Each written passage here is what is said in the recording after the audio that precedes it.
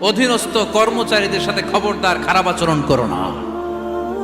যারা কর্মচারীদের সাথে খারাপ আচরণ করে, যারা মানুষের কাছ থেকে শ্রম নিয়ে কাজ করিয়ে টাকা দেয় না, কিয়ামতের দিন তাদের বিরুদ্ধে মামলা দায়ের করবে কে? কে করবে? হাদিসে কুদসি সাক্ষী বিষ্ণু ঈসা ইসলাম বলেন, আল্লাহ তাআলা ফরমান, আনা খাসমুহুম সালাসাতুন আনা খাসমুহুম ইয়াউমাল কিয়ামা। তিন শ্রেণীর ব্যক্তির বিরুদ্ধে আল্লাহ বলেন, আমি নিজেই কিয়ামতের দিন মামলা দায়ের করব।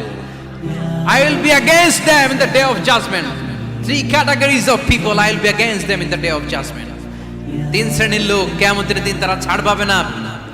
আল্লাহ বলেন, আমি নিজেই তাদের বিরুদ্ধে মামলা দায়ের করব। এর মধ্যে এক শ্রেণীর লোক হচ্ছে রাজুলুন ইস্তাজারা জিরান ফাস্তাউফা মিনহু ওয়া লাম ইয়াতি আজরা।